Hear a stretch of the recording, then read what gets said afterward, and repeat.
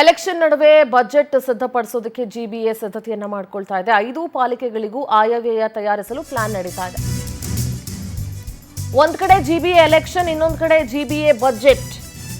5 ಪಾಲಿಕೆಗಳಿಗೂ ಆಯವ್ಯಯ ತಯಾರಿಸೋದಕ್ಕೆ ಪ್ಲಾನ್ ನಡೀತಾ ಇದೆ. ಬಜೆಟ್ ಸಂಬಂಧ ಸಲಹೆ ಸೂಚನೆ ನೀಡಿ ಅಂತ ಮನವಿಯನ್ನ ಮಾಡಿಕೊಳ್ಳಲಾಗಿದೆ.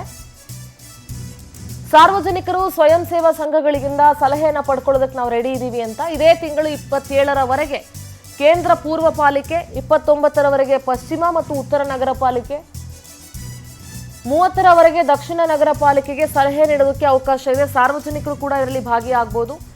ಈ ಎಲೆಕ್ಷನ್ ನಡುವೆ ಬಜೆಟ್ ಸಿದ್ಧಪಡಿಸ್ತಾ ಇದೆ ಜಿಬಿಎ. ಆ ಸಿದ್ಧಪಡಿಸೋದಕ್ಕೆ ಪ್ಲಾನ್ಗಳು ಬೇಕಾಗಿದೆ. ಏನಾದರೂ ಸಲಹೆ ಇದ್ರೆ, ಬಜೆಟ್ ಸಂಬಂಧ ಸಲಹೆ ಇದ್ರೆ, ಅಂದ್ರೆ ಬೆಂಗಳೂರಿಗೆ ಸಂಬಂಧಪಟ್ಟಂತೆ ಬಜೆಟ್ ಅನ್ನ ಮಂಡಿಸಬೇಕು ಜಿಬಿಎ. ಏನಾದರೂ ಅದಕ್ಕೆ ಸಲಹೆ ಸೂಚನೆಗಳಿತ್ತು ಅಂತಂದ್ರೆ ನೀವು ಇದೇ ತಿಂಗಳ 27ರವರೆಗೆ ಕೇಂದ್ರ ಪೂರ್ವ ಪಾಲಿಕೆ, 29ರವರೆಗೆ ಪಶ್ಚಿಮ ಮತ್ತು ಉತ್ತರ ನಗರ ಪಾಲಿಕೆ, 30ರವರೆಗೆ ದಕ್ಷಿಣ ನಗರ ಪಾಲಿಕೆಗೆ ಸಲಹೆ ನೀಡೋದಕ್ಕೆ ಅವಕಾಶ ಇರುತ್ತೆ. ಪ್ರತಿನಿಧಿ ಮಂಜುನಾಥ್ ದೂರವಾಣಿ ಸಂಪರ್ಕದಲ್ಲಿ ಜಾಯ್ನ್ ಆಗ್ತಿದ್ದಾರೆ. Good morning Manjunath. GBA election ಒಂದ್ ಕಡೆ ಆದ್ರೆ ಜಿಬಿಎ ಬಜೆಟ್ ಕೂಡ ತುಂಬಾನೇ ಇಂಪಾರ್ಟೆಂಟ್ ಆಗುತ್ತೆ. ಇಡೀ ಕರ್ನಾಟಕದ ಬಜೆಟ್ ಒಂದು ಲೆಕ್ಕ ಆದ್ರೆ ಬೆಂಗಳೂರಿನ ಬಜೆಟ್ ಇನ್ನೊಂದು ಲೆಕ್ಕ ಆಗುತ್ತೆ. ಸೊ ಈ ಬಜೆಟ್ಗೆ ಸಾರ್ವಜನಿಕರಿಂದ ಏನಾದರೂ ಸಲಹೆ ಸಿಗುತ್ತಾ ಅಂತ ಕೂಡ ಜಿಬಿಎ ಕಾಯ್ತಾ ಇದೆ. ಸದ್ಯದ ಅಪ್ಡೇಟ್ಸ್ ಏನ್ ಸಿಗ್ತಾ ಇದೆ ಮಂಜುನಾಥ್? ಹೌದು ಸಿಂಧೂರಾ, ಯಾಕಂದ್ರೆ ನೀವ್ ಹೇಳಿದಾಗ ಈಗಾಗಲೇ ಏನು ಬೆಂಗಳೂರು ನಗರದಲ್ಲಿ ಬಿಬಿಎಂಪಿ ಬದಲಾಗಿ ಜಿಬಿಎ ಆಗಿದೆ. ಜಿಬಿಎಲ್ಲಿ ಈಗಾಗಲೇ 5 ನಗರ ಪಾಲಿಕೆಗಳಾಗಿ ವಿಂಗಡಣೆ ಆಗಿದೆ.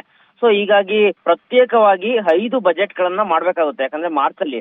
ಸೊ ಹಾಗಾಗಿ 25, 26ನೇ ಸಾಲಿನಲ್ಲಿ ಬಜೆಟ್ ಮಾಡೋದಕ್ಕೆ ಈಗಾಗಲೇ ಪಾಲಿಕೆ ಒಂದ್ ಕಡೆ ಪ್ರಕ್ರಿಯೆಯನ್ನ ಆರಂಭಗೊಳಿಸಿದೆ. ಸೊ ಹೀಗಾಗಿ ಎಲ್ಲ ಒಂದ್ ಕಡೆ ಸಂಘಟನೆಗಳಾಗಿರ್ಬೋದು, ಸಾರ್ವಜನಿಕರು ಆಗಿರ್ಬೋದು, ಒಂದಿಷ್ಟು ಸಂರಕ್ಷಣೆಗಾಗಿರ್ಬೋದು, ಕೆರೆಗಳ ಸಂರಕ್ಷಣೆ ಆಗಿರ್ಬೋದು, ಮೂಲಭೂತ ಸೌಕರ್ಯಗಳಾಗಿರ್ಬೋದು ಹೊರತುಪಡಿಸಿ ಇನ್ನು ಯಾವೆಲ್ಲ ನಿಮ್ಗೆ ಒಂದಿಷ್ಟು ಸಲಹೆಗಳನ್ನ ನಮ್ಗೆ ಕೊಡೋದಿದ್ರೆ, ಸೊ ಇದೇ ತಿಂಗಳು 29, 30, 31ರವರೆಗೂ ಕೂಡ ಒಂದಿಷ್ಟು ಕೇಂದ್ರ ನಗರ ಪಾಲಿಕೆ ಆಗಿರ್ಬೋದು, ಪೂರ್ವ, ಪಶ್ಚಿಮ, ದಕ್ಷಿಣ, ಉತ್ತರ, ಈಗ 5 ನಗರ ಪಾಲಿಕೆಯು ಕೂಡ ಒಂದಿಷ್ಟು 1 ವಾರಗಳ ಕಾಲಾವಕಾಶವನ್ನ ಕೊಡಲಾಗಿದೆ. ಸೊ ಅಲ್ಲಿ ಯಾರಾದ್ರೂ ಕೂಡ ಒಂದಿಷ್ಟು ಸಲಹೆಗಳನ್ನ ಕೊಟ್ರೆ ಅವರ ಮೇರೆಗೆ ಒಂದಿಷ್ಟು ಬಜೆಟ್ ಗಳಲ್ಲಿ ಪ್ರತ್ಯೇಕವಾಗಿ ಬಜೆಟ್ ಅನ್ನ ನೀಡೋದಕ್ಕೆ ಇವ್ರಿಗೂ ಕೂಡ ಅನುಕೂಲ ಆಗುತ್ತೆ ಅನ್ನೋ ನಿಟ್ಟಿನಲ್ಲಿ ಈಗ ಅವಕಾಶ ಕೊಟ್ಟಿರುವಂತದ್ದು. ಮಾರ್ಚ್ ಅಲ್ಲಿ ಬಜೆಟ್ ಮಂಡನೆ ಆಗುತ್ತೆ. ಬಜೆಟ್ ಯಾವ ರೀತಿ ಇರುತ್ತೆ ಅಂತೇಳಿ ಕಾದ್ ನೋಡ್ಬೇಕಾಗುತ್ತೆ ಸಿಂಧೂರಾ.